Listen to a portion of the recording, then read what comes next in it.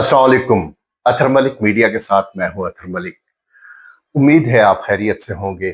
नाजरीन, हर खबर के अंदर छुपी खबर ही असल में खबर होती है और उस पर हम आपके सामने अपना तज्जिया पेश करते हैं। आज की अहम खबरें यूं हैं। अमेरिका का कहना है ईरान से मुज़ाकरात हो रहे हैं, जबकि ईरान मुसलसल ये कह रहा है कि अमेरिका से मुज़ाकरात नहीं हो रहे। पेट्रोल बहुत बहुत महंगा करने के बाद 1 रुपए लीटर सस्ता कर दिया गया। दिल्ली के जंतर मंतर में खड़े बच्चों ने कहा, बादशाह नंगा है। अब आते हैं खबरों की तफसील की तरफ। अमेरिका यानी अमेरिका के जो सदर ट्रंप, उसने कहा है कि ईरान के साथ मुज़ाकरात हमारे जारी हैं। अगर ये मुज़ाकरात नाकाम होते हैं तो मैंने फौजी कार्रवाई का हुक्म दे दिया है। जबकि ईरान का कहना है कि अमेरिका से कोई मुज़ाकरात नहीं हो रहे और बाबुल जो अबनाए हुर्मुज़ है वो फिलहाल बंद है। अबनाए हुर्मुज़ के साथ बाबुल मंदब भी आजकल वो भी इसी तरह कभी खुल रहा है, कभी बंद हो रहा है, कभी वो तेल बरदार जहाज़ों को गुजरने का रास्ता दे देते हैं, कभी उन पर रोक लगा देते हैं। ये दुनिया ये आबनाए हुर्मुज़ के दरमियान फंसी हुई है। तेल तेल अगर आबनाए हुर्मुज़ से गुजर जाए तो कुछ क्या कहते हैं कि दुनिया का गला, सूखा हुआ गला, दुनिया की मईशत का सूखा हुआ गला, खुश्क गला, वो तर हो जाता है। अदरवाइज वो खुश्क पड़ा रहता है और मईशत के साथ साथ इंसानों की भी वो हालत पतली होने लग जाती है।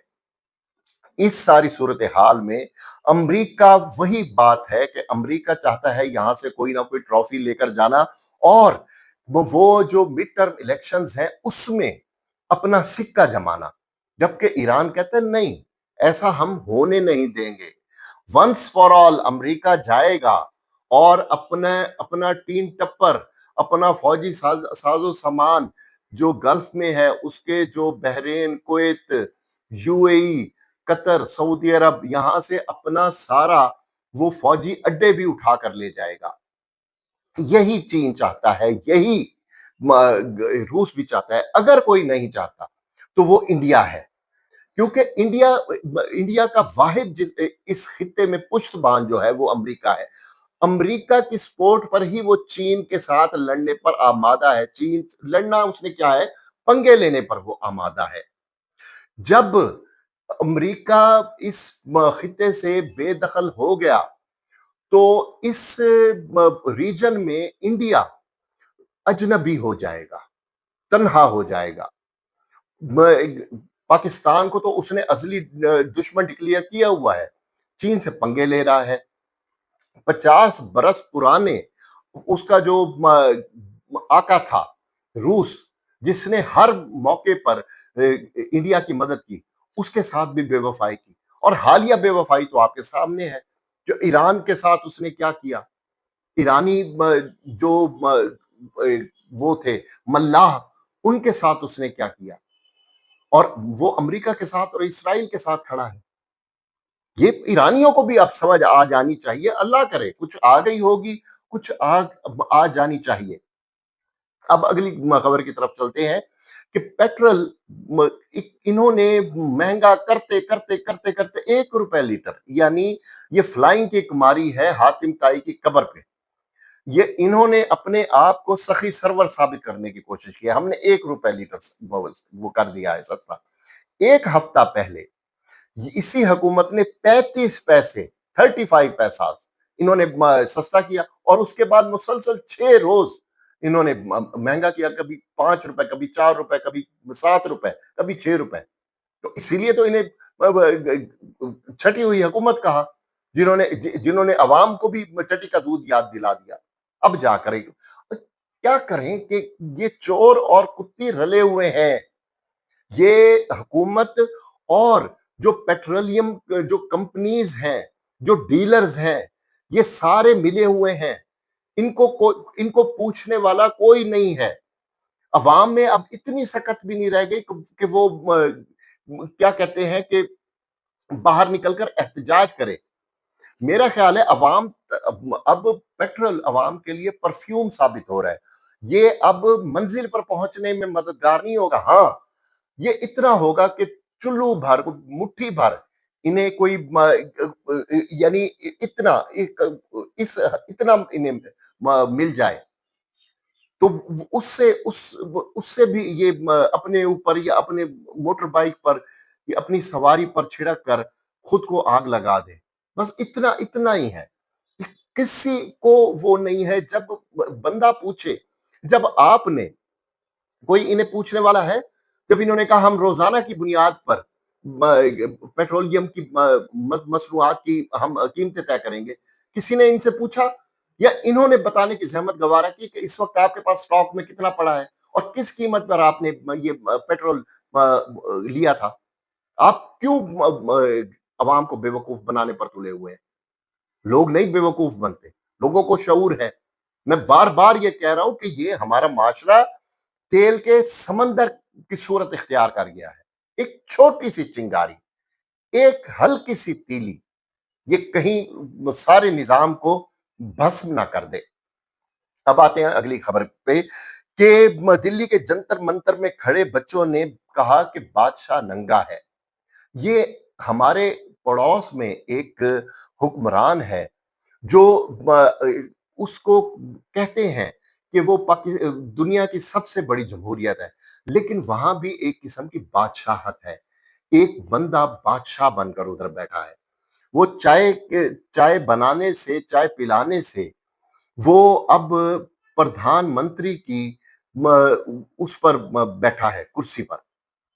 تو اس نے جیسے ہی بیٹھا ہے، اس نے کیا کیا؟ امبانی اور اڈانی گروپ کو ساتھ ملایا، انہی کی آشیرواد سے یہ بندہ اقتدار میں آیا۔ اور اس کے بعد کیا ہوا؟ اس نے کیا کیا؟ یہ جو الیکٹرانک میڈیا تھا، جو پرنٹ میڈیا تھا، اس کو دھڑا دھڑ خریدنا شروع کر دیا۔ جو بکاؤ نہیں تھے ان کو نوکریوں سے برخاست کیا، وہ پھر بھی باز نہیں آئے تو ان پر، ان کے خاندان پر زندگی تنگ کی۔ کرتے کرتے یہ بات ہندوستان کے طول و عرض پہ یہ بات ثابت ہوئی کہ یہ گودی میڈیا ہے، یہاں آزاد میڈیا کا کوئی کام نہیں ہے۔ اسی حوالے سے جب انہوں نے ایک بات کی کہ اب مودی نے انہی امبانی اور اڈانی گروپ کی آشیرواد سے ہی اپنے آپ کو یہ کہا تھا نا کہ اب میں 2050 تک وزیر اعظم ہوں۔ وزیر اعظم ان ادر ورڈز میں بادشاہ ہوں، میں جو کچھ بھی کروں، میں جس کو بھی ملیا میٹ کروں، اور جو ہندوستانی معاشرہ جو سیکولر تھا اس کی رگوں میں اس نے جو ہندوتوا، آر ایس ایس اور مذہبی جنونیت کا جو زہر بھرا، وہ ناقابل برداشت تھا۔ پھر کیا ہوا؟ پھر ایک جنزی پیدا ہوئی، جنہیں میں جنوں کے بچے کہتا ہوں، جن کے ہاتھ میں ایک ایسا آلہ ہے جو جام جم ہے، جو جام جمشید ہے۔ جام جمشید ایک بادشاہ ہوتا تھا، وہ اپنے پیالے میں دنیا کے حالات معلوم کرتا تھا۔ اب یہ جو ہے ایک آلہ، یہ بھی دنیا کے حالات بتاتا ہے۔ اس جنزی نے کہا بادشاہ ننگا ہے، دلی کے جنتر منتر اس میں کھڑے ہو کر، اور گودی میڈیا ان جنزی کا کچھ نہیں بگاڑ سکی۔ ادھر چھوٹی سی ایک کہانی یاد آتی ہے، وہ آپ کو سناتا چلوں کہ ایک بادشاہ رنگیلا قسم کا تھا، اس کی بھی حرکتیں مودی کی طرح تھی۔ وہ کیا کرتا تھا؟ اس کو نت نئے لباس پہننے کا شوق تھا۔ دو بڑے چالاک قسم کے اور 2 نمبر جو ٹیلر ماسٹر تھے، اپنی بہت ملبوسات تیار کرنے والے، انہوں نے کہا بادشاہ سلامت، ہم آپ کے لیے ایسا اس قسم کا نفیس اور باریک لباس بنائیں گے کہ وہ جو بھی دیکھے گا وہ کہے، وہ آپ کی تعریف کرے گا، اور جسے وہ لباس نظر نہیں آئے گا آپ کو معلوم ہو جائے گا یہ عقل کا اندھا ہے، اس کو نظر نہیں آ رہا۔ یہ اندھا ویسے بھی इसमें अकल नहीं है और वैसे भी अकल का अंधा है। बादशाह एक दिन उन्होंने उसे वो लिबास पहनाया, बड़ा जी यहाँ से आपने गर्दन नीचे करनी है, ये बाजू है, ये फलां है, अब इस तरह। तो बादशाह ने को जब आईने के सामने खड़ा किया तो उसने देखा कि मैंने तो कुछ भी नहीं पहना हुआ। लेकिन उसने भई अगर मैंने ये कहना कहा कि मुझे मैंने कुछ नहीं पहना हुआ, तो ये कहेंगे कि बादशाह बेवकूफ़ है। वो दरबार में आ गया। दरबारियों ने देखा, उन्होंने कहा कि अगर हम ये कहते हैं कि कुछ नहीं पहना हुआ तो लोग कहेंगे, बादशाह सलामत हमारा सर कलम कर देंगे और कहेंगे ये बेवकूफ़ है। तीसरा मरहला आया, उन्होंने उन दर्जियों ने कहा कि जनाब आप आपको अवाम में जाना चाहिए। बादशाह सलामत अपनी सवारी पर सवार होकर अवाम में आए। तो सबने सबको पता था कि जिसने भी बादशाह को कहा ये नंगा है, ये बादशाह ने कुछ नहीं पहना हुआ, तो वो बादशाह उसका सर कलम करवा देंगे। इतने में एक 5-7 साल का बच्चा, उसने अपने बाप की उँगली छुड़वाते हुए उसने कहा कि बाबा, बादशाह तो नंगा है। उसकी बात एक औरत ने सुनी, उसने कहा हाँ, बच्चा ठीक कह रहा है, बादशाह नंगा है। करते ये सरसराहट पूरे मजमे में फैल गई और बादशाह के कानों तक गई कि एक बच्चे ने कहा है कि बादशाह नंगा है। तो अब इस कहानी को जोड़ते हैं हम जंतर मंतर, दिल्ली के जंतर मंतर में, जहां बच्चों ने कहा कि बादशाह नंगा है और उनका ये बादशाह मोदी है, नरेंद्र मोदी है।